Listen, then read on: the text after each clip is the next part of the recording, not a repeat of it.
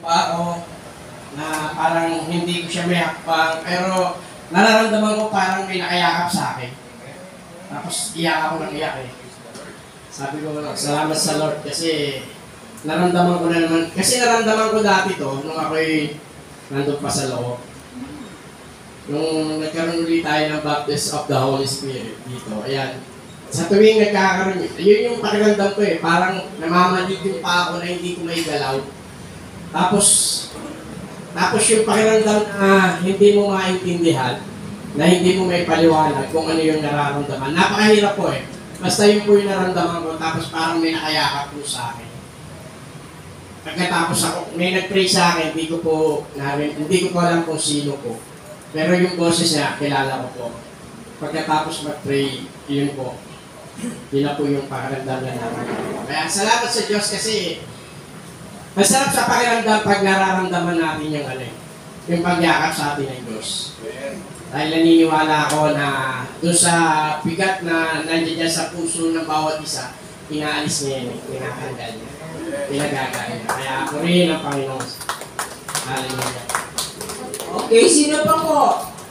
Sige po, malayang-malaya po tayong magbigay ng testimony. Kuya Amboy.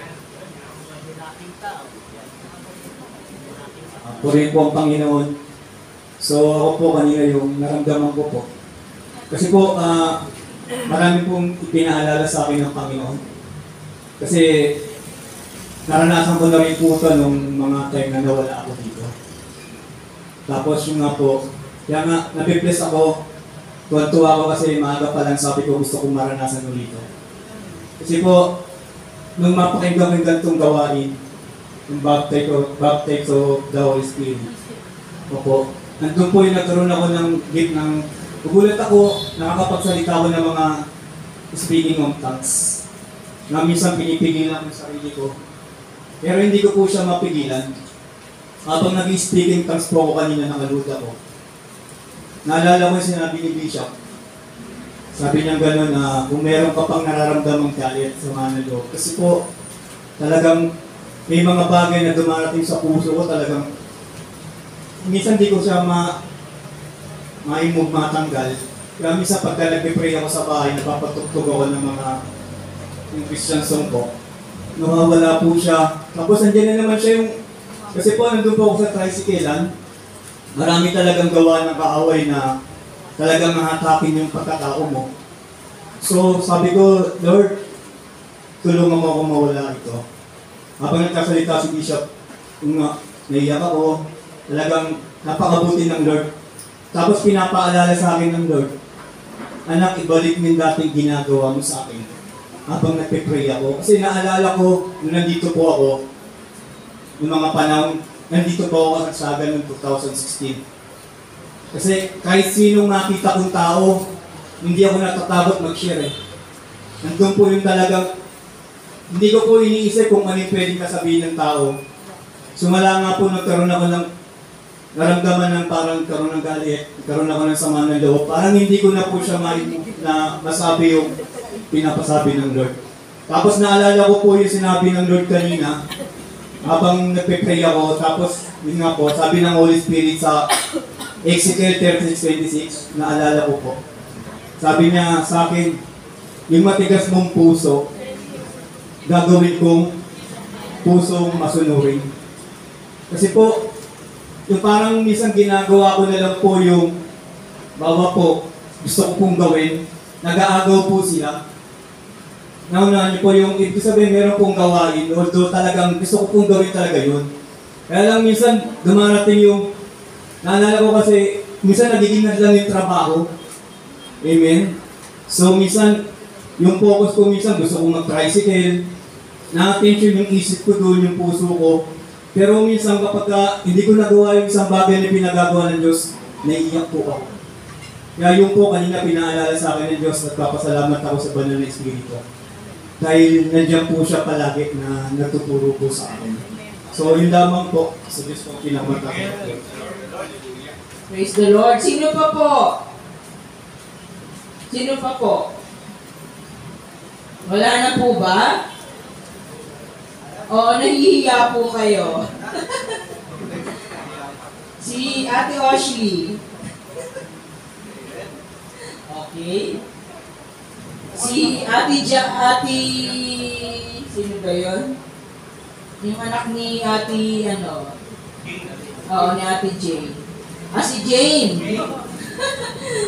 Okay, Jane. Si Ma'am Tonet. Praise the Lord. Hallelujah. Glory to God. Hallelujah. Una po sa lahat,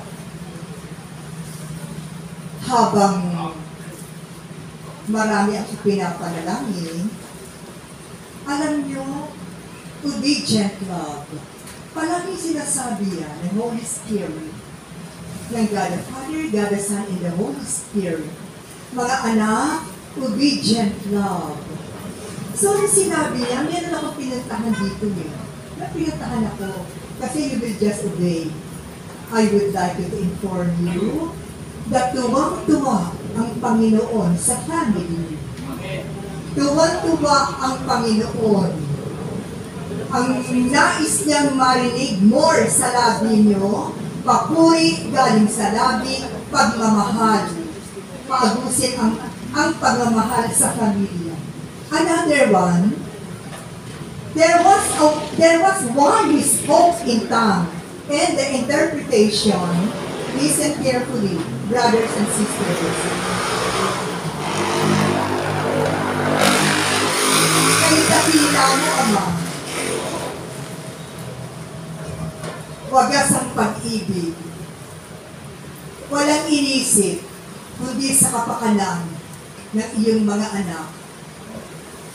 Mula sa labi na nag-spoke ng tongue na ito, wala siyang tinigil sa pagpupuri, lalong-lalo na sa iyong templo.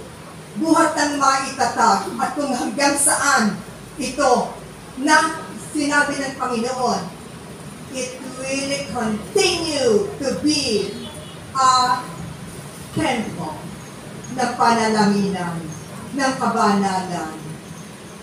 Maraming miracles ang mangyayari. Sister, maraming miracles. Alinlangan, pumapasok ang worry. Mga alinlangan, yan ay pumapasok lamang pagka ang isip mo'y walang nagagawa ang Panginoon. Wala ba siyang magagawa? Meron. Meron siyang magagawa. Kaya nga pinakikita ng Banal na Espiritu sa panahon natin ngayon ang kanyang power. Wala tayong gagawin, kundi i-receive siya and do everything that He tells us to do. Napakalinaw. Sabihin mo doon, napakaganda ng pamilya niya. At the back of a man is a woman. The other one naman, she's so blessed in everything. So she's grateful, she's thankful. Walang paglagyan ang pasasalamat sa Panginoon. Hindi sa material, hindi. Hindi lahat ng blessing ng Panginoon. Huwag nang tititignan. Sa material, no. Time, check. Ang effort ng taong yun, check.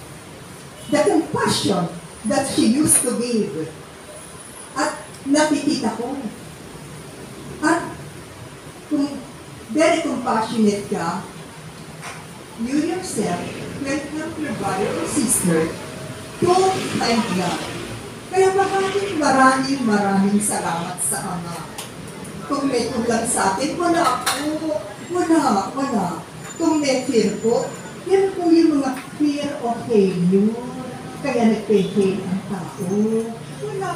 Wala. Napakaganda. Magandang buhay. Napakamagditing dakila ng ating Panginoon. Siya ang pumili sa atin.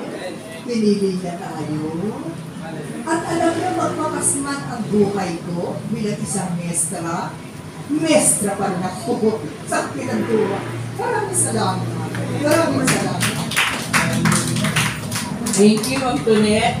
Okay, sino po dito yung nakapagsalita ng tongues? Sino po? Pwede kong tumayo. Yung nakapag-speak siya in tongues. Si Ate Amor. Ate Amor.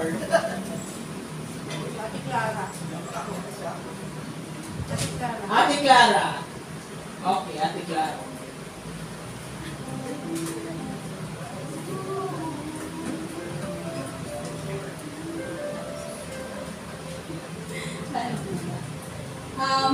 Hindi ko po siya first time naranasan actually. Even po sa last church sa Pasig, naranasan ko na siya. And kaya every time na may mga ganong gawain, hanggat maaari, lagi kong inaano, ayokong maging weak kasi parang gusto ko, it's the spirit yung mag-move sa akin. Hindi yung physical, ano ko lang. Diba? Kung gano'n siya kabigat na hindi kayang dali ng katawan ko, it is the work of the Holy Spirit. Hindi siya yung sarili kong laman. Ganun. And kanina, actually, pinipigil ako yung sarili ko, pinipigilan ko, which is bad. Kasi, to be honest po, sa tahanan namin, merong naging issue, at may hindi ako mapatawad, which is yung kinakasama nung kuya ko. Why? Kasi po, pagdating na sa magulang, nabastos niya kasi yung mama ko twice. So, mabigat sa akin. And then, nagkaroon kami ng encounter. Yun yung pinaka-iniiyak ko lagi kay Lord. Kasi sabi ko, Lord, ang hirap magpatawad. Lalo na pag magulang mo. And, nung time na nag-decide ako kanina na, Lord, kung ito yung gusto mo talaga, I will. Kahit mabigat. And that's the time na na-work yung Holy Spirit through speaking tongues. Diba? Na kapag hindi mo nire-release pa yung nandoon na tinatago mo sa puso mo, the Holy Spirit will not work on you. And ayun, dati ko kasi hindi ko siya, diba dapat parang i-ano mo siya, i-practice mo siya, gano'n. Sa simbahan ko kasi dati, wala pong nag-interpret. Wala pong nag-interpret, gano'n. So, hindi ko siya pinapractice. Hindi po. So, ayun. And, syempre, kung kaloob yun ng banal na spirito, hindi ko naman pipigilan. Kaya, to God be the glory po. Hello po. Thank you, Ate Clara. Okay, next, Ate Amor. Ate Amor.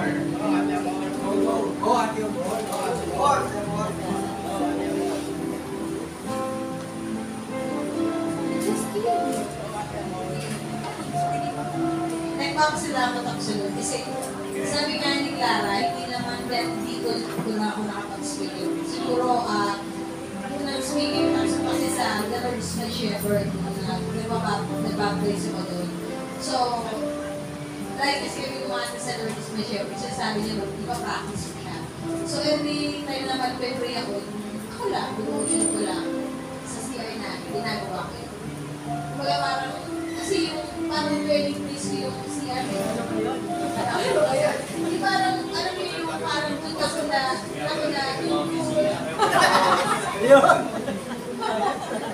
talaga dito doon yung mga bagay na gusto ko sabihin. Pero talaga doon, sabi nga, hubad ako maharap, hubad tayo. Yun yung life ko pinangabakan sa sarili ko na. Meron mag-memory ako talaga, yun ako sa sinihan na.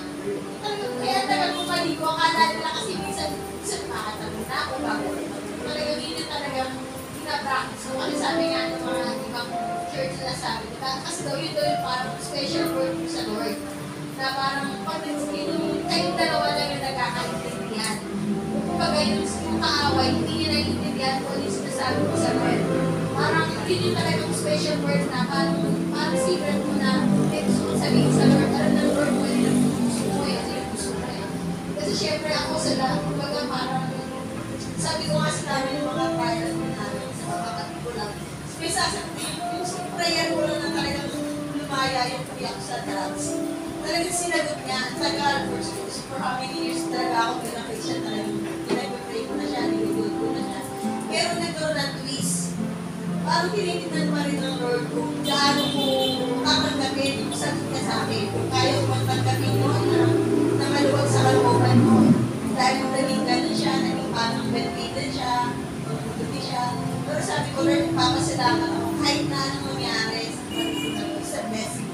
Blessing sa amin to kahit na yung ano man yung nangyari sa kapatid ko, sabi ko, kung tinitignan mo pa rin yung puso ko kung gaano ko magmamahal sa mga kapatid ko. Nagpapasalamat ako kasi talagang binigyan mo ko ng malaking puso para sa kanila. Kaya yun lang yung talagang pinano ko, kaya yung speaking sa talagang pinapractice ko talaga yun kasi gusto ko talaga siyang mag-dwell lagi. Glory to God. Praise the Lord. Hallelujah. Meron pa ba si Ate Banji?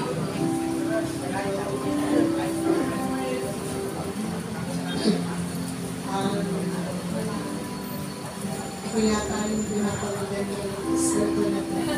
Ano kasi, matagal ko na inang sa kanya ko. Kasi, yung mga anak ko, naging burden ko. Sila nag-umpisa, no? Si Bia ang organista, si Teo ng drummer, si Catherine ang soloista, kahit hindi ko ganda ko siya yung boses. Tapos parang,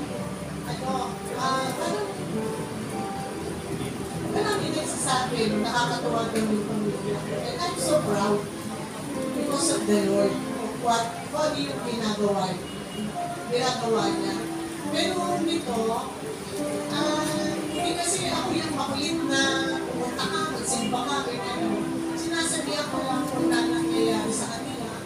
Tapos kung ano lang yung isagot sa akin, tinatanggap ko na lang. Pero may mga pinagpunta na nasisyak ko ako. Kaya yun na lagi umiiyak. At ang isa pa, natutuwa ako dun sa parang interpretation ng Sister Tonel. Kasi parang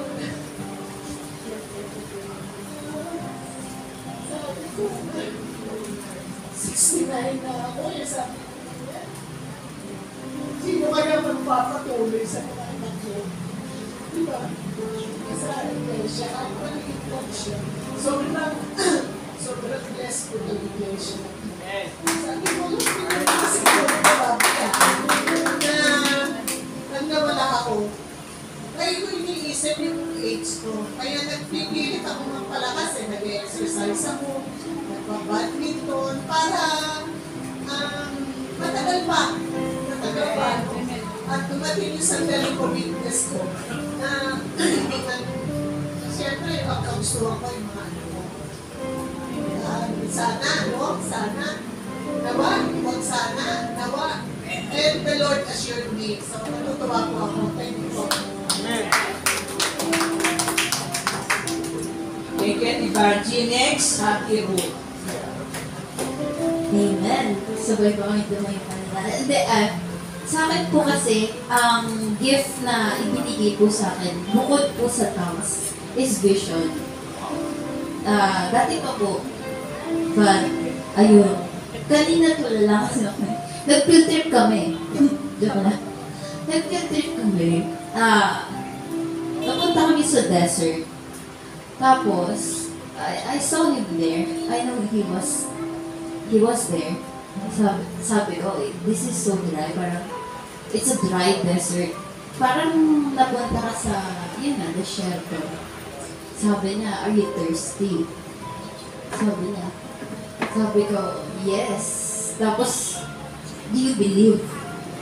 Sabi niya. Sabi ko, yes, I do. Tapos, biglang nagkaroon ng oasis. Parang, yung oasis, parang biglang nagkaroon ng greeneries, tubig. Actually, I can feel little sensations of yung water. Ewan ko kung meron din ditong may ganong gift. Pero, that gift has been given to me dati pa. So, ang interpretation ko dun is, knowing is different from believing. Kung meron man dito na, lahat naman tayo nanghihingi sa Panginoon, di ba? Amen? You know that God is a God of all, and our God is rich. But do you believe? It's different. Eh? Knowing is different from believing. You have to believe. Because faith is action. Hindi siya yung naniniwala ka lang pero wala kang ginagawa. Faith is action. We have to do something. Pero not with our own strength. You have to do what you can and let God do what you cannot. Yun po kasi ang problema sa atin. Yung mga problema na hindi natin kayang i-handle, pinoproblema natin. Hindi sa'yo yan. Sa Diyos na yan. Huwag mo kunin. So, whoever needed that, I don't know who, pero maybe it's speaking to you, baka para sa'yo yun. Ayun, so, it's been a while na nagkaroon ako ng vision na tulala na ako kanina dyan. Ayun, I was taken aback kasi para siyang HD field trip. 10D with feelings. Which feelings? Yeah, it's so hard to explain. Pero by the glory of God, I'm very, very joyful and happy na once again I felt that because it's been a while. Yun po, it's been a while. Dati I don't know how to interpret my visions kasi it's full of symbolism but you cannot understand pero nangyari siya. Yun. Before coronavirus, I saw may pinakita kong vision kay Ma'am Tonel. Diba? Natatandaan niyo po yung drawing ko. There's so many visions before that na hindi ko maintindihan. And naintindihan ko lang siya after nung mismong event na there is a great shaking in the kingdom. And in there, marami pong nawala. At maraming bago sa atin na binigay. Kasi I saw, yung parang pinaka nakita ko kasi nun is yung earth, tinamaan siya ng bright light. And yung light na yun is, yung tinamaan niya ng ilaw is naging green. Parang cleansing. If I can remember, yun yung parang interpretation na sinabi ni Ma'am Tonel. I think that was back 2017, 18. Nandun po yun sa journal ko. Ang hirap kasi ng i-explain kapag hindi ka artist kasi marami siyang nangyayari. Parang kang parang kang biglang napunta sa ibang lugar. Parang gano'n. I don't really know how to. Siguro si Bishop na ranasan niya yung dati. Nung binigay yung vision na magpapastor po siya. So, ayun po. Kung sino man po ang nangangailangan nun, you have to believe that and stand on our faith na our Lord is a generous God. Amen. Amen po. Maraming salamat po sa Diyos po kapulan. Praise the Lord. Hallelujah. Palakpakan natin ang Panginoon sa lahat ng magandang bagay na nangyari sa atin. Praise the Lord. Anong oras na po? Alas 5. So, meron pa po tayong isang speaker. Kala niyo po, tapos na tayo, Meron? Father Jeremiah.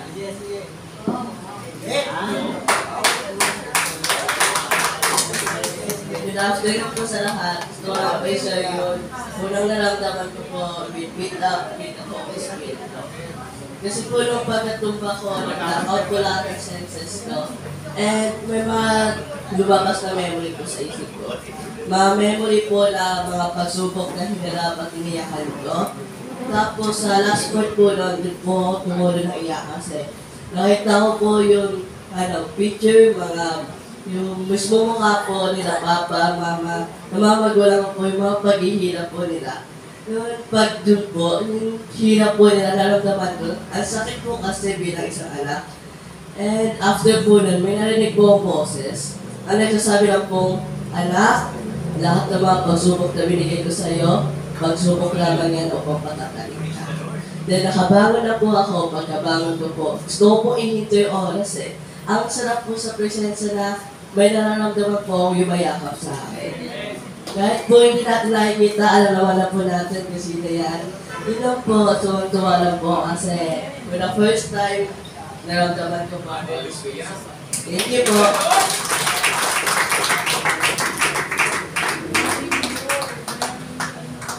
Thank you, Kuya. Okay. Ngayon po ay wala na magbibigay ng testimony. Wala na po. 5, 4, 3, 2, 1. Okay. So, handa na po ba tayong makinig ulit? Praise the Lord. Meron pa tayo isang oras. Ang topic po niya ay transformation and spiritual growth in Christ. Siya po ay pinanganak noong July 9, 1965. So, ilang taon na po siya? 55. Oh? 59. 17? 70 daw po. 59 lang. Okay, next year, senior citizen na siya. Okay. Meron po siyang 4 na anak at 3 kapuna. Puro babae. Please welcome for the glory of God, Pastor Donnie Batitis. Madalas ko narinig ito eh, pagka may kaganapan na yung gawain. At sinasabi, uwi na. Diba? Kasi nakita na natin yung tatag na kaya natin gawain, pero meron pa tayo tatanakayin. May pa tayo gawain. Kasi kung hindi natin may papakita yung Christian growth, after nito, so nakikita po natin, hindi po huwag tayo maging negatibo, pero totoo po nito, kapag hindi natin natutunan itong Christian growth na ito, mananatili lang po. Amen po.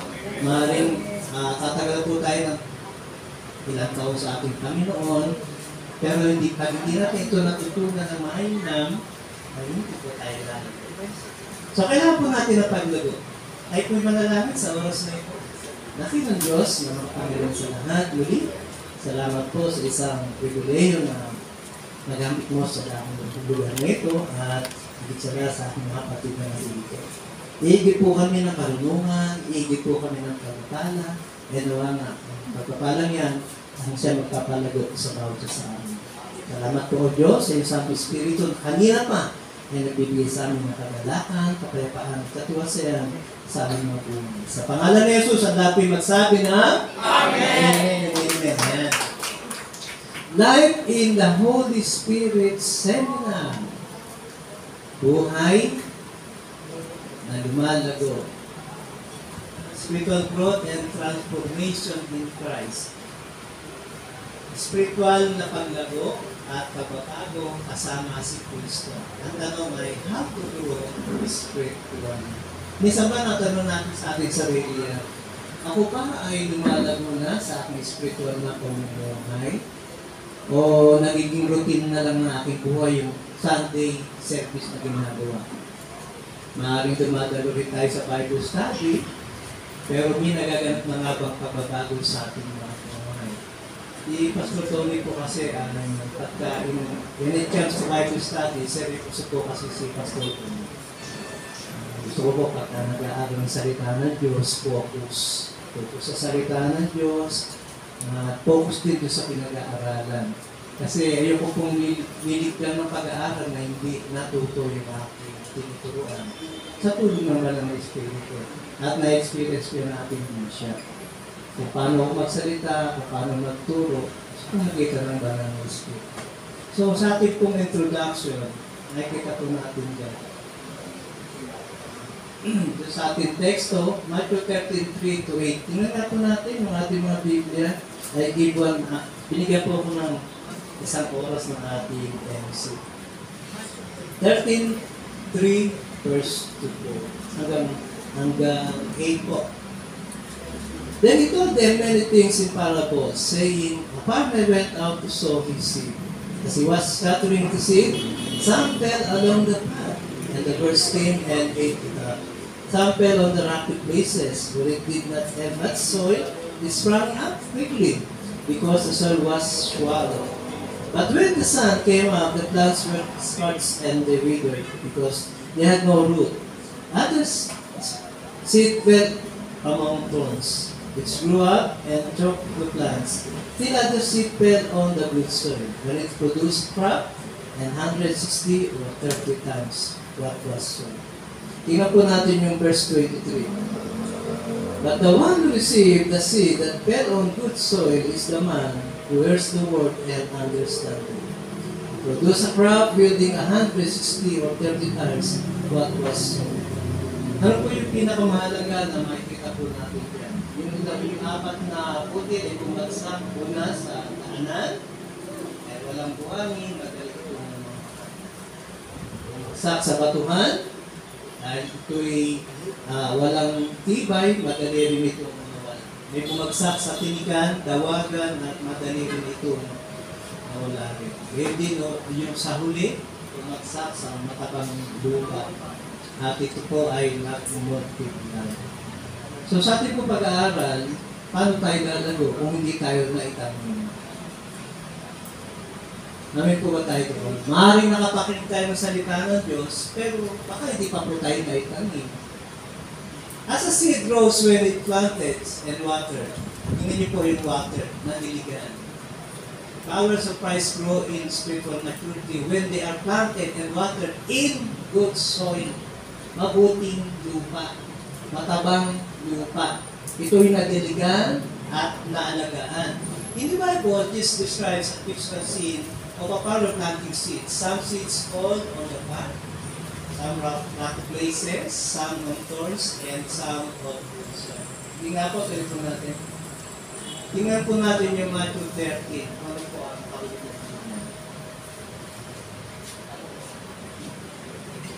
In Matthew 13:24, the seeds that fall on the good soil grow into healthy lands. Ito natanim sa mabuting lupa, ito yung patuloy na lumago. Jesus explains the meaning of the story in this way. The one who hears the word of God and understands it is the one who grows in their faith. Hindi lang tayo dumagalo pagkatapos hindi natin inuunawa o naintindihan yung sinasabi ng salita. Kung kayo po, ititurn po natin yung ating Biblia sa Matthew chapter 7, verse 20 po, tingnan niyo po itong sinasabi na. Therefore, everyone who hears these words of mine, puts them into practice, is like a wise man who built his house on the rock. Hindi lang tayo tagapakinig. Amen. Hindi lang po tayo dapat tagapakinig, kundi tayo ay nagasagawa ng ating napapakinggan. At natatanda ko, nagulat po kasi ako, 1985. 1987, dahil sa kulangan po ng magagawa sa Laguna, nag-develop po nila si Pastor Tommy, Brother Tommy na maging magagawa. 1988, 89, naging manunugtog sa church, Jehovah Nisiban. Dahil sa Bible School, tapos po ang Bible School 1991 ay padala po ako sa wedding school. Then noon, nag-aaral, pinapadala po yung aking teaching materials from Laguna. Doon na po ako sa bukid, nagkukuha ng exam para matapos ko po yung schooling patuloy. Ang huling subject po namin noon ay eschatology. Sipin nyo, sa ulo po ako nag-aaral, by mail po lang ng aking pag-aaral, by telegram, pero nakapagpatuloy. Bakit po? Sinusuring mabuti ang salita ng Diyos. Sinusuring mabuti. Ang sabi po dyan sa verse 23, Jesus explains the meaning of the story in this way. The one who hears the word of God and understands, it is the one who grows in their faith. Lumalago sa kanilang pananampalataya. Maaaring nakikita tayo so many ways na sa mga ganitong seminar, na ganitong mga pag-aaral. After mo, natatanong po ba natin yung ating sarili, nakapapanatili po ba tayo? Di po ba? Parang parang nag-spend tayo ng time, mapag-aaralan po natin mamaya. Pero parang nagkukultivate tayo ng wala. Parang yung bulsa natin parang gustong walang butas. Parang nag-spend tayo ng panahon, hindi ko na sasabihin na sayang, pero this time, meron po natin makatotohanan. Amen po? Kasi yung ating pinag-aaralan is spiritual growth and transformation. Dapat meron na pong nababago sa ating mga buhay. Amen po ka tayo doon? 20 years, patapuhin ka pa rin. The Christian life, tingnan niya po natin, Pastor Aaron. The Christian life is a relationship with God that develops over time. Hindi po yan isang magdamag lang. Ayun na po yung sabi niya. Hindi po yan isang magdamag lang. To grow in spiritual maturity, close parenthesis, that is to grow spiritually. Spiritual, kailangan kasama po natin ng salita ng Diyos. Salita ng Diyos is spiritually. Amin po ka tayo doon? Is to look more and more like the person God designed you to be. More and more like Jesus. Yun po ang gusto ng Diyos sa atin. Naging katulad na katulad tayo